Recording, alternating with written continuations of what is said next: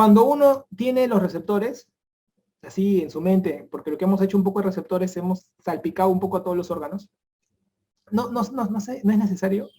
Si ustedes aprenden lo que les he dicho, no es necesario profundizar en otros, ¿ah? No es necesario. O sea, en las tablitas que tú veas y todo, no pasa nada. O sea, te quedas ahí, ¿ok?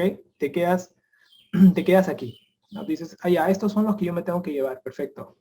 Incluso dentro de la rama de lo que estamos viendo ahorita, todo va a girar en torno a esto, miren. Todo va a girar en torno a esto. Todo es o alfa 1, alfa 2, beta 1, beta 2. Todos los efectos de movimiento cardíaco. Acuérdate, mira, vascular, cardiovascular, ¿no? Y te mete el pulmón un poco para que veas efectos adversos también, ¿no? Pero esto es importante que lo recuerdes, ¿no? No hay que emocionarse, porque si tú agarras cualquier parte, o sea, cualquier órgano tiene todos los receptores, entonces te puede bloquear, pero hay algunos que se tienes que llevar para el examen, ¿no? De todas maneras, ¿ya?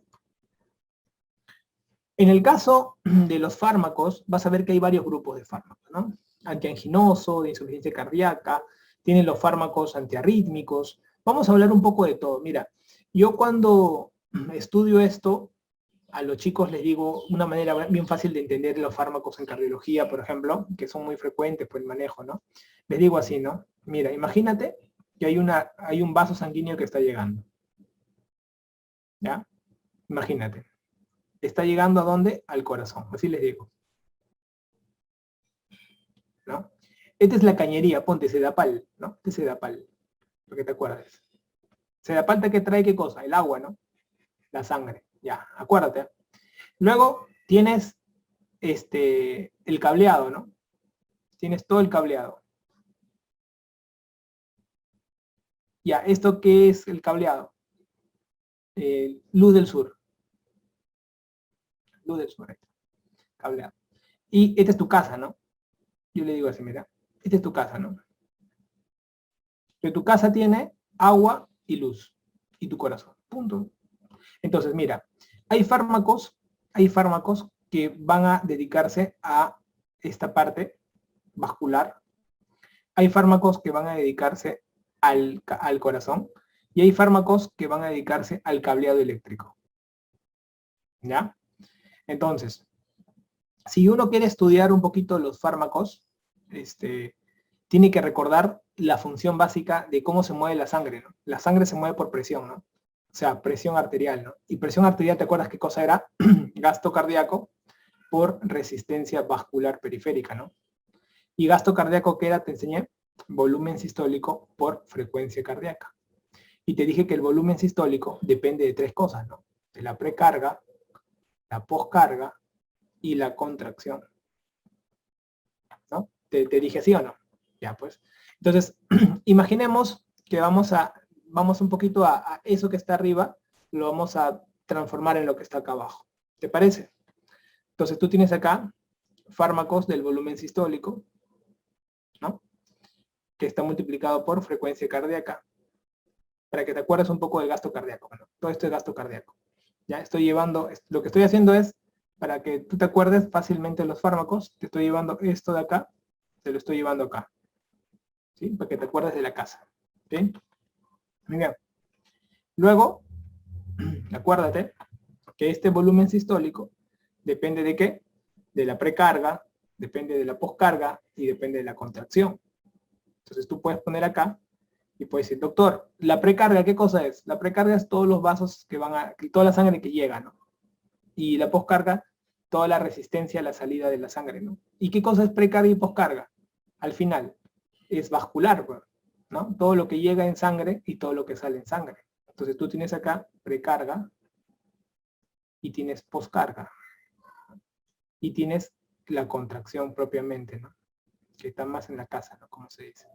Entonces van a haber fármacos que van a trabajar sobre la precarga, fármacos que trabajan sobre la poscarga, fármacos que trabajan sobre la contracción, fármacos que trabajan sobre la frecuencia cardíaca. Entonces, y hay fármacos que trabajan sobre la electricidad, ¿no? Entonces, con esto que te quiero decir, que siempre vas a ver que los fármacos van a tener un poder. Hay fármacos que dices, trabájame precarga. Hay fármacos que me dicen, trabájame poscarga. Fármacos que me dicen, no, trabájame contracción. Fármacos, no, frecuencia cardíaca. y fármacos, está alterado todo el sistema eléctrico, dame algo para arreglarlo, ¿no? Antiarrítmico. Entonces, la mayoría de veces vas a encontrar que todo gira en torno a esto. Entonces, un ejemplo te doy, ¿ya? Yo quiero mejorar, quiero disminuir la precarga, ¿no? Yo puedo aumentar la precarga con agua, ¿no? Todo lo que es agua, pero yo también puedo disminuir la precarga. Cuando yo disminuyo la precarga, yo hago que el corazón descanse. Entonces, los fármacos que disminuyen la precarga a nivel vascular serán antianginosos. ¿Por qué? Porque cuando le da angina a un paciente, cuando le llega mucha sangre, el corazón se distiende. Y cuando se distiende, las paredes del músculo comprimen los vasos que están dentro de la pared muscular y hacen que no se perfunda bien el corazón. Cuando tú quieres que el corazón de verdad descanse, bájale la precarga. Entonces, los antianginosos les encanta bajar la precarga. Son fármacos que te dedican a eso. Si tú quieres que el corazón descanse, bájale la frecuencia cardíaca para que así se relaje un poco mejor. Entonces, fármacos que disminuyan la frecuencia cardíaca también serán antianginosos. Si tú quieres que el corazón no se contraiga tanto y esté un poco más relajado, también disminúyele la contractilidad. Si le disminuyes la contractilidad, también será un antianginoso. Entonces, ¿cuál es el antianginoso ideal? Aquel que disminuye la precarga, que puede llegar a disminuir la contractilidad, que puede llegar a disminuir la frecuencia cardíaca. De los antianginosos que te muestro acá, ¿quién puede cumplir con mayor cantidad de cosas? Los beta bloqueantes. Por eso que los beta bloqueantes son los mejores antianginosos. Pregunta de examen. Porque pueden trabajar en varios lugares, ayudando con este propósito. ¿Correcto? Si yo tengo un paciente que voy a disminuir la precarga, podrían ser los nitratos, tranquilamente, ayudan a la disminución de la precarga, y ahí está su efecto antianginoso de los nitratos, en la disminución de la precarga. ¿Sí?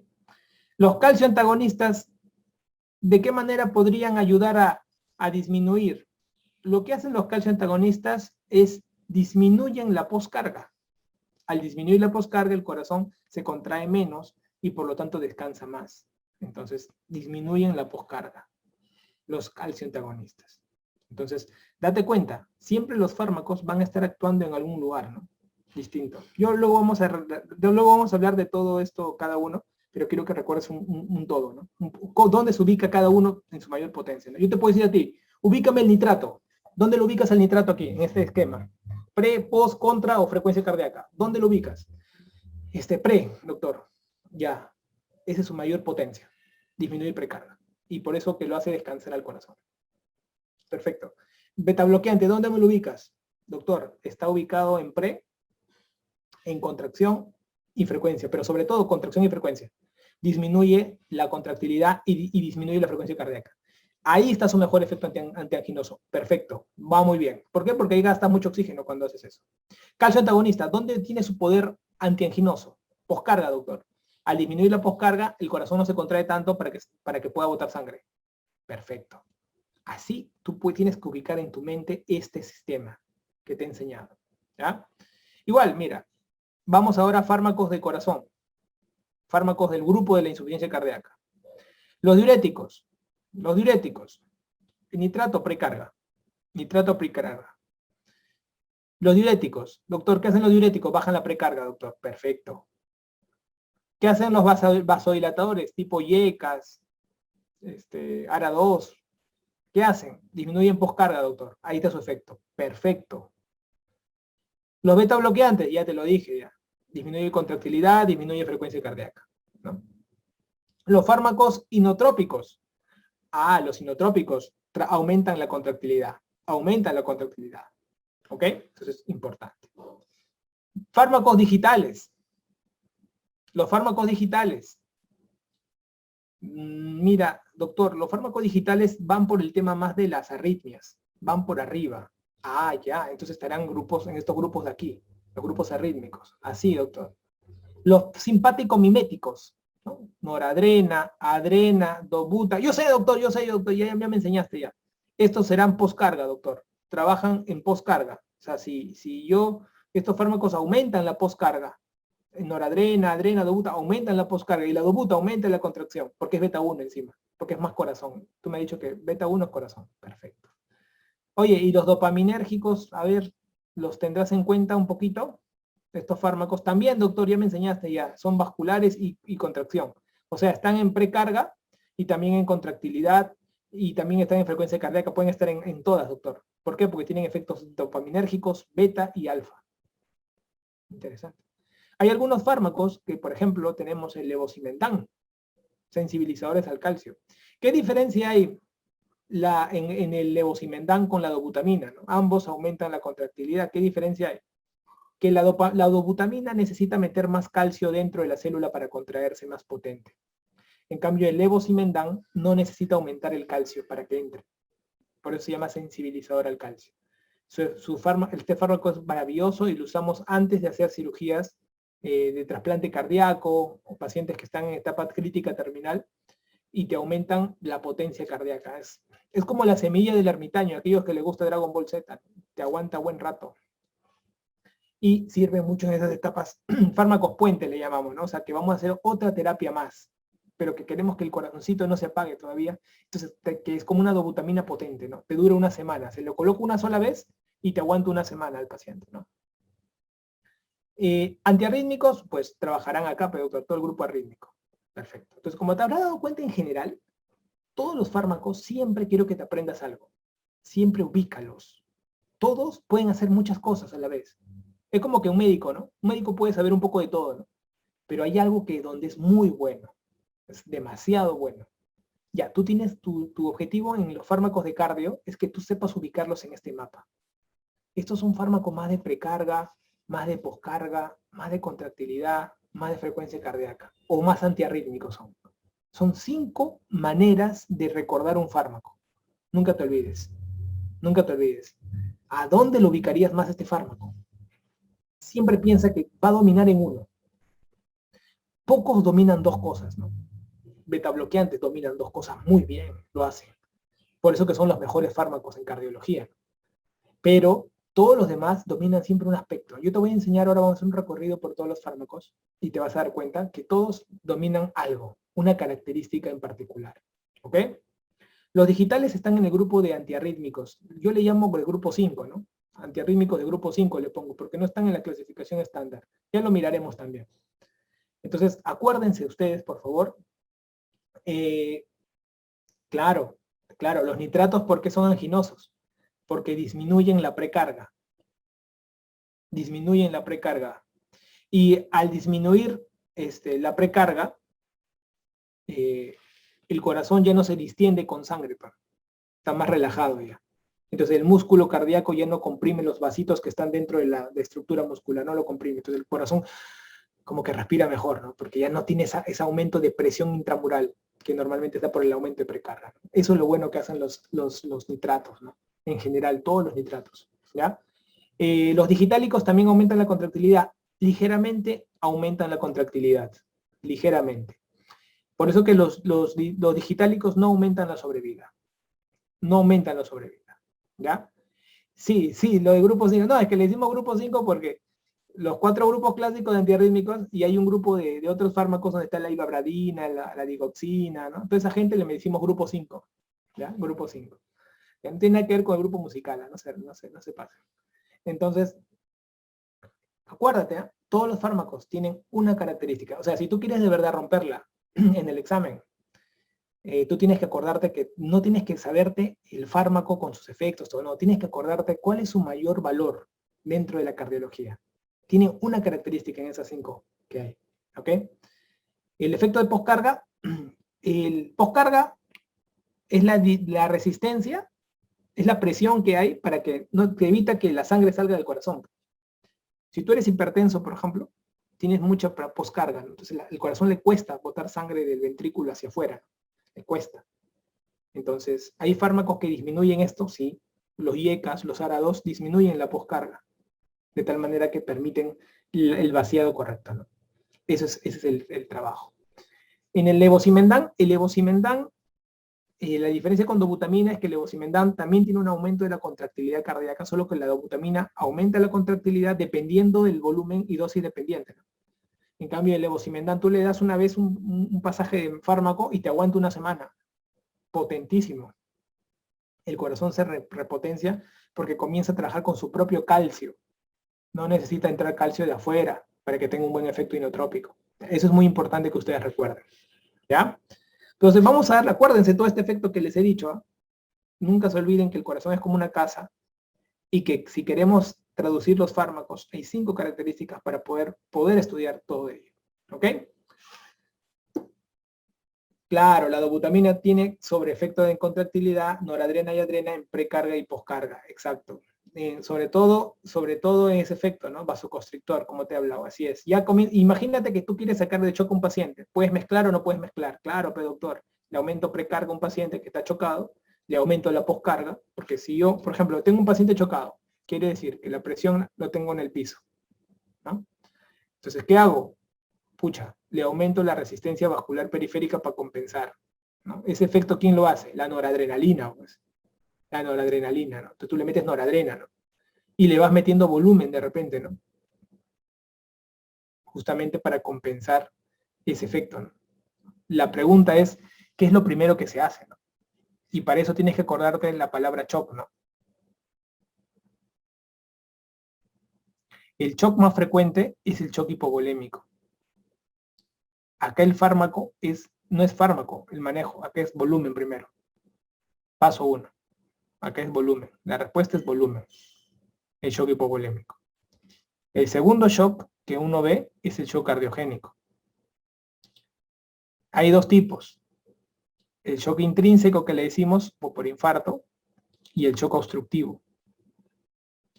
El shock intrínseco o por infarto o el shock obstructivo, cuando no responde igual el paciente, ¿cuál es lo que hacemos nosotros? Le metemos noradrena y luego dobuta. Cuando es cardíaco intrínseco responde rápido. Cuando es obstructivo tienes que saber la causa de la obstrucción. Causa de shock obstructivo, tromboembolismo pulmonar, por ejemplo. Así le agregues dobuta y noradrena, no va a mejorar. Tienes que tratar el tromboembolismo pulmonar. ¿Qué cosa ha pasado para llevarlo a ese nivel? Un neumotórax a tensión te puede dar un shock obstructivo. ¿Sí? Entonces, acuérdense de eso. Y el tercer tipo de shock, mira, tiene varias patitas. El shock séptico, el shock anafiláctico, o sea, en otras palabras, shock distributivo. Distributivo como la K, como tiene varios puntos, distributivo. Y el más frecuente de los distributivos, ¿cuál es? El shock séptico. Tratamiento, noradrenalina. Tratamiento, noradrenalina. ¿Ya? Del shock anafiláctico, que es otro tipo de distributivo. Tratamiento, adrenalina. AA, anafiláctico, adrenalina. ¿Te das cuenta? Puede haber shock medicamentoso. Podría haber un shock medicamentoso también. Entonces tú dices, ¿no? O sea, hay diferentes tipos, todos los diferentes, shock medular, distributivo. Ya entran ahí, pero lo importante es que tú tienes que saber cómo actuar. Y toda la fórmula de esto, de manejo de shock, se basa en entender el concepto de presión arterial, de la fórmula de aquí. Entonces, mientras conocimientos más densos los acerques más a la base, a lo básico, tu cerebro va a entender y lo va a asociar mucho más rápido. ¿Ok? Vamos a comenzar con los beta bloqueantes. Anafiláctico, adrenalina, Andrea. De los beta bloqueantes, es un grupo de fármacos que tiene 4 usos en cardiología. Yo le pongo acá cardiología para que te acuerdes las 4 letras donde tienen los beta bloqueantes uso, ¿no? Por ejemplo, lo usamos en cardiopatía isquémica, por eso que la letra C. Hacemos descansar al corazón. Lo usamos en pacientes hipertensos también, sí, pero no es un fármaco hipertenso de primera línea, sino que su efecto, uno de sus efectos, también es bajar la presión, ¿sí? Luego también en pacientes con insuficiencia cardíaca. Lógicamente ayudan a aumentar la sobrevida. Y también se usa como antiarrítmico. Entonces, los beta bloqueantes es muy importante que tú te acuerdes de ellos. En la diabetes depende. Ahora te voy a enseñar por qué. ¿Te acuerdas que habían mira, si tú vuelves acá, mira, ¿dónde está? Mira, los agonistas beta 2 podrían aumentar los niveles de insulina, ¿no es cierto? O sea, aumentan los niveles de insulina.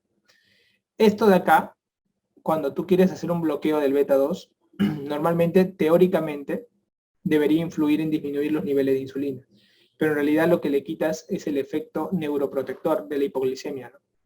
Cuando tú le das un beta bloqueante a un paciente con diabetes, le quitas el efecto protector de la hipoglicemia. Cuando hay hipoglicemia hay taquicardia, hay diaforesis. Si tú le tienes un beta bloqueante, puede que no haga taquicardia ni diaforesis. Por eso que ten cuidado en el uso con respecto a la diabetes. No quiere decir que no usen en los pacientes diabéticos. No, sí se puede usar. Incluso es uno de los fármacos que más se usa por el tema cardíaco. Solamente que tienes que tener en cuenta y cuidado del efecto de bloqueo de la parte nerviosa, que es el efecto de que cuando me hace hipoglicemia, tengo que tener ese efecto de taquicardia y sudoración que me avisa que hay una hipoglicemia. Que por un beta bloqueante puede estar bloqueado ese efecto. ¿Ok? Dentro de los fármacos, acá te voy a poner un poquito, para que tú te acuerdes, hay un montón de beta bloqueantes, una cantidad enorme. Son los fármacos, digamos, de cabeza, abanderados de la cardiología, ¿no? Acá te pongo, hay algunos beta bloqueantes que son lipofílicos. ¿Ok? Hay algunos que son hidrofílicos. Y hay algunos que tienen un comportamiento mixto. ¿Por qué te pongo esto? Porque los fármacos lipofílicos se eliminan en el hígado o necesitan el hígado para su eliminación. Los hidrofílicos necesitan el riñón para su eliminación. Y los mixtos tienen un efecto hígado-riñón. ¿Y esto por qué es importante? Porque los lipofílicos tienden a tener una acción más prolongada. Los hidrofílicos son más de acción corta. Esto es relativo. ¿Y esto importa, doctor? Claro, mira, te voy a mostrar los fármacos que son lipofílicos. Lipofílicos, acuérdate que al ser grasos, atraviesan la barrera hematoencefálica. Por lo tanto, uno de los efectos adversos puede ser las pesadillas. ¿Ok? Sobre todo en liposolubles, como te pongo acá. Y también la depresión. Sobre todo en liposolubles. Entonces, acá tenemos al carvedilol. El carvedilol es el beta bloqueante más investigado en la historia. De todos los beta bloqueantes. El más investigado en la historia. Luego también tienes al labetalol. Es el fármaco que lo usamos más en las crisis hipertensivas. El labetalol, nunca se olviden. Luego tenemos al metoprolol. El metoprolol es el más antihipertensivo de todos los beta bloqueantes. Pregunta de examen. Es el más antihipertensivo de todos los beta bloqueantes. ¿Ok? Eso es muy importante. ¿Ok? Luego tenemos al propanolol. El propanolol es el no cardioselectivo más usado. El no cardioselectivo más usado. Ejemplo, temblor esencial, propanolol. Ejemplo, taquicardia por hipertiroidismo, propanolol, tratamiento. Entonces, es el beta bloqueante no cardioselectivo más usado. Y mira, son lipofílicos toda esta gente. Son lipofílicos. También tenemos fármacos que son hidrofílicos, ¿no? Acá tenemos al atenolol. El atenolol es un beta 1 selectivo clásico que se utiliza, ¿no? Luego tenemos otros, el pindolol, por ejemplo. Podemos tener el sotalol. Guarda con el sotalol, ¿no? El sotalol es el único beta bloqueante que trabaja como antiarrítmico de clase 2 y 3. A recordarlo. ¿Sí? A recordarlo, ¿ya? Ya lo veremos en antiarrítmicos. Y de los mixtos, tenemos al que más usamos, el bisoprolol. ¿Ok? El bisoprolol. Entonces, acuérdate, son los más importantes en la clasificación para el uso. ¿Ok? Para el uso. Es importante también recordar que los efectos de la mayoría de beta bloqueantes son efectos beta 1 o algunos tienen efectos mezcla, ¿no? Beta 2, beta 3. Mira, acá te voy a poner. La mayoría de fármacos tienen un efecto beta 1. La mayoría, la mayoría. Si yo te hablo de la mayoría, por ejemplo, te pongo a la cabeza atenolol, ¿no? Si te preguntan, dame un beta 1, atenolol. A la cabeza y ¡pum! Atenolol. Dame un beta 1, metoprolol. Son muy cardioselectivos, metoprolol. ¿Ya? Por ejemplo, el esmolol. También. El bisoprolol, que usamos bastante. También. El nebivolol.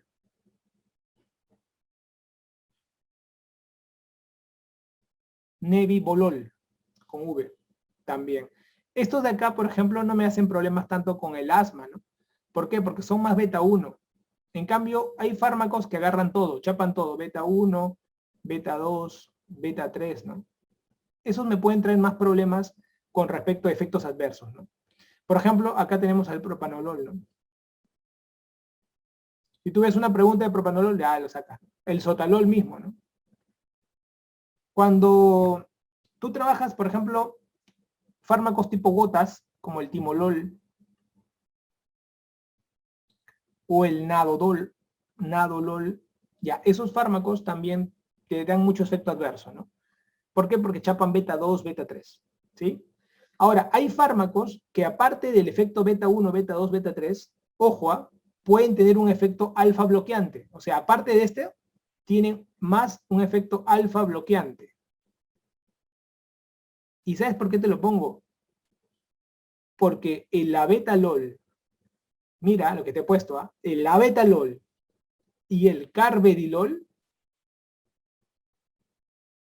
fármacos muy usados en el mundo vascular,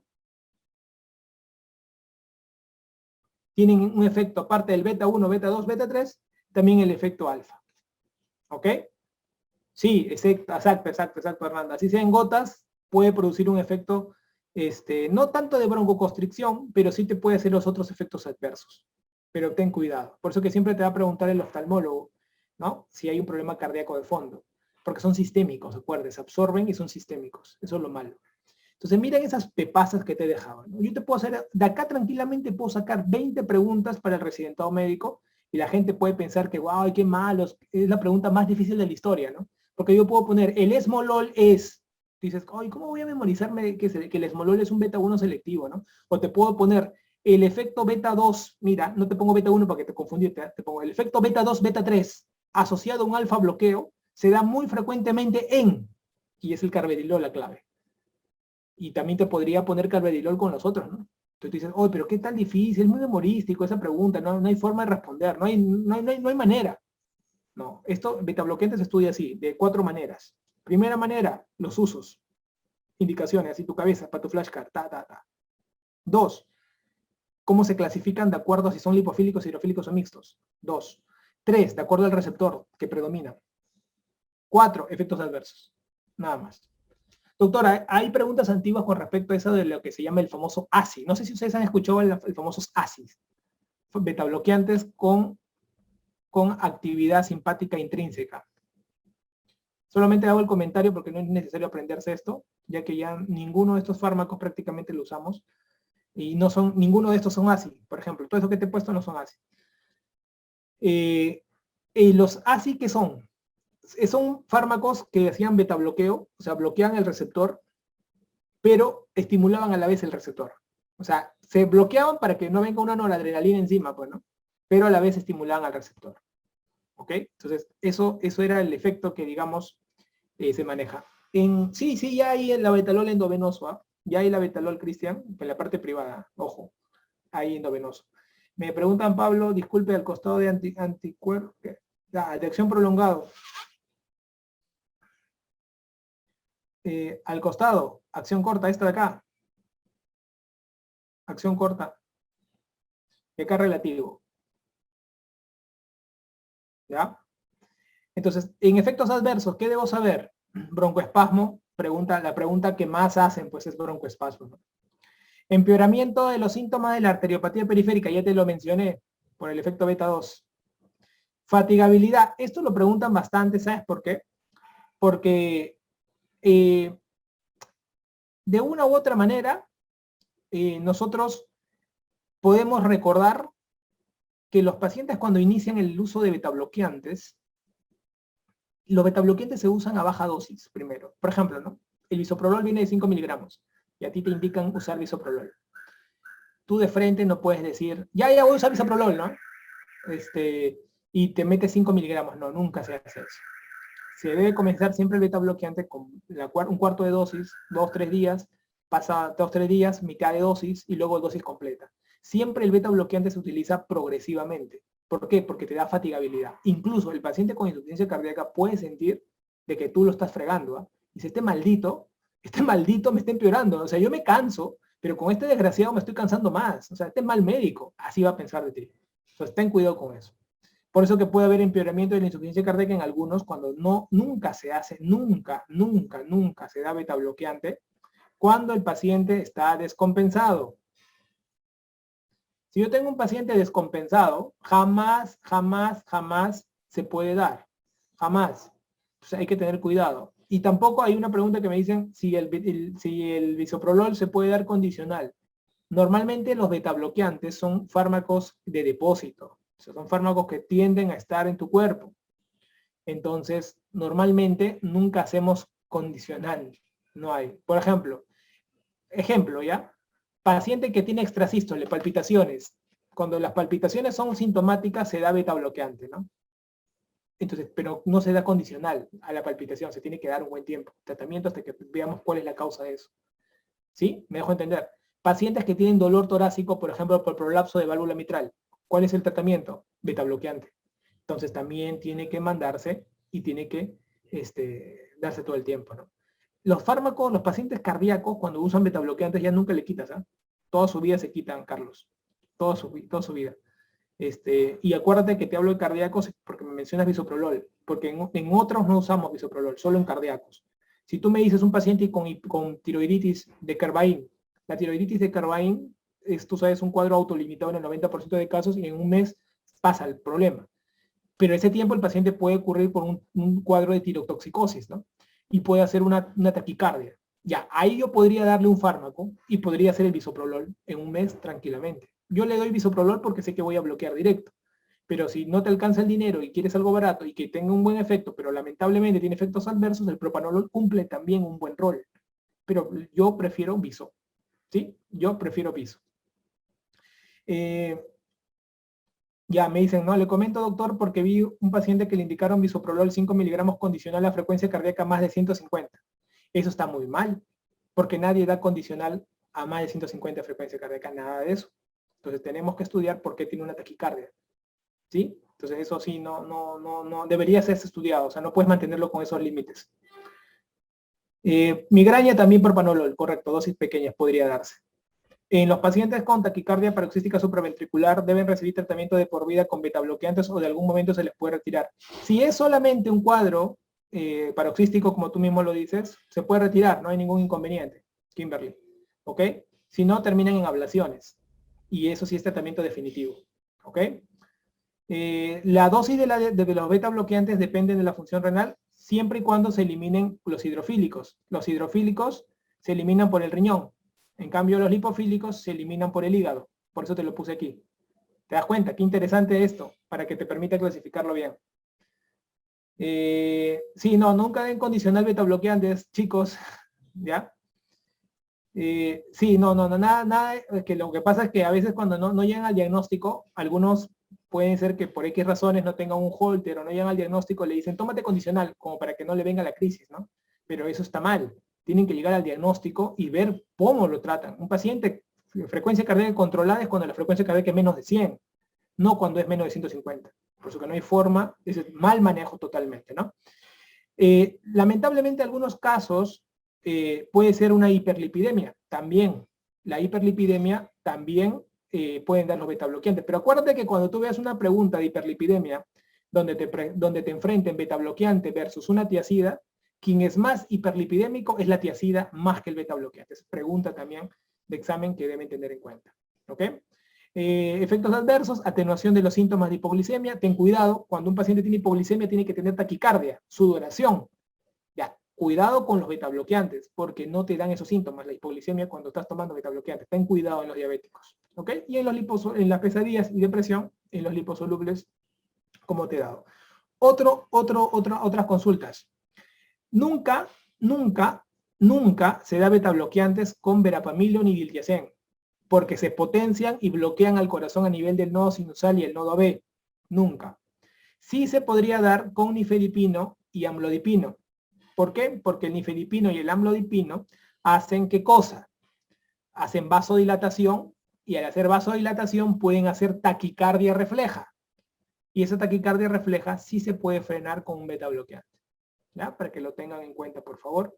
¿Cómo se mezcla? Porque hay casos de preguntas donde se mezcla betabloqueante con calcio antagonista. Entonces, acuérdate con quiénes sí tienes que juntar el betabloqueante. ¿Ok? Entonces, es muy importante. Acá te puse un comentario donde hay un Fénix, dice, ¿no? Mejor betabloqueante tolerado en la insuficiencia cardíaca sistólica debido a la disminución de la fracción de eyección. Es el carvedilol. Carvedilol. ¿Ok? El carvedilol. Como se habrán dado cuenta, esta lámina tiene más de 50 preguntas de examen. Todas las de betabloqueantes que te pueden hacer. ¿Ok? Lo de la mezcla,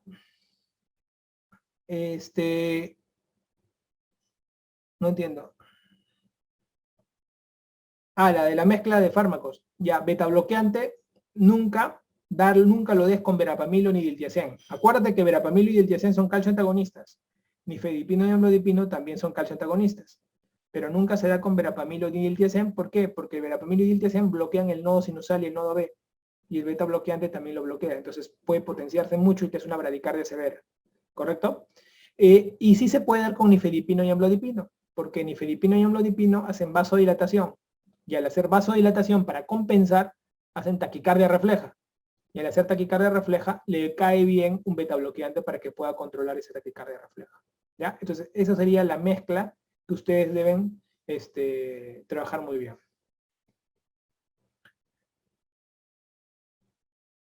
No, no se usa mucho, Billy. No, nada que ver, nada que ver. Ni te lo quedes, compare con eso. El mejor beta bloqueante no existe. Todos tienen un porqué y un uso. No existe el mejor. Existe el más estudiado, que es el carvedilol. ¿Ya? O sea, el carvedilol es el mejor, digamos, estudiado y en la insuficiencia cardíaca, por lo cual muchas veces se le considera como un fármaco, como tiene bloqueo alfa y beta el carvedilol, se le considera como un fármaco ideal, ¿no? Por eso es que lo pongo ahí como para una referencia, ¿no? Pero en realidad cada beta bloqueante, de acuerdo al uso que tú le quieras dar, definitivamente. El que más se usa en las preguntas de examen es el bisoprolol. Ya, es el bisoprolol, para que lo tengas en cuenta.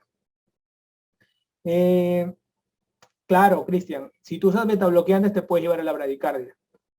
Te lo puedes llevar. Por eso que siempre, incluso una pregunta para ustedes ahora, aplicación clínica de esta parte. Cuando un paciente tiene infarto de miocardio, la pregunta para todos, ¿cuánto creen que debe estar su frecuencia cardíaca en un evento agudo de infarto de miocardio mientras está esperando la evaluación, ponte por cardiólogo, ¿no? Llega al tópico, tiene buena presión, está estable. Acuérdense que la palabra estable en preguntas de examen es que la presión sistólica sea más de 100, la presión arterial media sea más de 65, ¿no? Presión arterial media más de 65 y siempre está estable, ¿no? Y la sistólica que esté más de 90, ya bastante te dice una pregunta de examen como que está estable. Cuando ustedes vean preguntas de examen, la palabra hipotensión lo asocian mucho a presión sistólica menor de 90, para que lo recuerden, ¿ya? No te ponen tantos datos, te ponen presión sistólica de 85, te dicen, por ejemplo, está menos de 90. Entonces tú ya te lanzas y dices, no, este cuadro está inestable el paciente, ¿ya? Por un tema de pregunta de examen, ojo. Mi pregunta era, un paciente infartado, ¿cuánto creen ustedes que deba tener una frecuencia cardíaca mientras está esperando toda su evaluación ahí en tópico? Tú ya les inició todos los fármacos. ¿Cuánto crees que tiene que tener?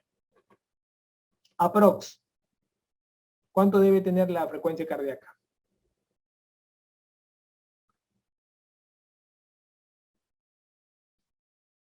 Claro. Aproximadamente ojo, entre 50 a 60, lo ideal, ¿no? Pero la gente, con que hagas entre 60 y 70 está perfecto. Ya, para buscar eso, ¿qué tendrías que usar? Un beta bloqueante. Entonces, tú puedes usar en un infartado beta bloqueante, claro, con el fin de controlar su frecuencia cardíaca. Pero para usarlo, ¿cuál es la condición? Que el paciente esté estable. Y estable para preguntas de examen, ¿qué cosa es? que su presión sistólica sea mayor de 90. ¿Sí? Entonces, es importante que tengas en cuenta esos detalles. O sea, el uso de betabloqueantes siempre se tiene que dar en un entorno de estabilidad. La fatiga no es permanente, solamente es transitoria. Le dices al paciente tranquilo, tienes que adaptar tu cuerpo, eso ya va a pasar y vas a poder estar con el fármaco, pero no le suspendas, no le suspendas. Si está fatigado, se lo puedes quitar y volver que esté tranquilo 3, 4 días y comienzas con baja dosis y luego vas subiendo nuevamente. ¿Ya? Eso es muy importante.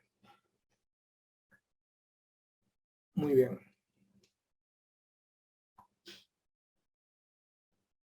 Esa es acción prolongada. Omar, acción prolongada, hacer prol. Acción prolongada. Entonces, eso es muy importante para que lo puedan recordar. ¿Ya? Para que lo puedan recordar. Doctor, claro, claro, Marlene. Se usa en insuficiencia cardíaca estable. ¿Ok? Un paciente estable. Por eso que es el fármaco ideal de la insuficiencia cardíaca. Pero, si tú lo usas mal, este fármaco puede empeorar el basal de esos pacientes con insuficiencia cardíaca, que es usar alta dosis, no utilizar estos conceptos que te estoy enseñando de iniciar de a pocos, o utilizarlo en un contexto del paciente inestable. ¿Sí? A eso es lo que tenemos que recordar. El abetalol, ¿en qué caso se prefiere con respecto al carvedilol? El abetalol en crisis, la única pregunta que vas a marcar la abetalol es crisis hipertensiva, asociado a un accidente cerebrovascular, o sea, eso es importante, o un cuadro de disección aórtica, o un paciente, sí, esos son los dos más importantes, un accidente cerebrovascular o un paciente con disección aórtica, son las dos indicaciones de uso del abetalol endovenoso, ¿ya? Eso es importante. En un paciente inestable no tienes que usar nada de betabloqueante. Nada, tienes que darle manejo del por qué está inestable, ¿no? ¿Cuál sería la causa de inestabilidad? Pero ningún betabloqueante definitivamente para se va a utilizar en este bloque, ¿ok? El abetalol, exacto, muy bien Billy, el abetalol en preeclampsia también como tercera opción después de alfametildopa y hidralazina, correcto, también se podría utilizar, ¿sí? Pero como tú dices, ¿no? Como una tercera opción después de alfametildopa y hidralazina, pero no es la indicación inicial. ¿Sí? La indicación inicial es problemas cerebrales asociados a una emergencia hipertensiva, un ACV, y en pacientes con disección aórtica también. ¿Ya? Eso es muy importante en este bloque que ustedes deban dominar. Es esto de acá que está en abreviaturas, es en insuficiencia cardíaca sistólica. ¿Sí? En insuficiencia cardíaca sistólica, más que en insuficiencia cardíaca diastólica, ¿no? Sobre todo en las sistólicas, sí. Y lógicamente tenemos acá el carvedilol, el metoprolol y el bisoprolol, ¿no? Carvedilol, metoprolol, bisoprolol. ¿Ok? Sobre todo en las sistólicas, que es donde, digamos, van a ver más porque es lo que más encontramos todo el tiempo, ¿no? La insuficiencia cardíaca tipo sistólica, acuérdate que es la que tiene fracción de eyección baja. Entonces en ellos a la cabeza siempre tienes que buscar de tu betabloqueante mínimo para el manejo. ¿Ok? Muy bien, chicos.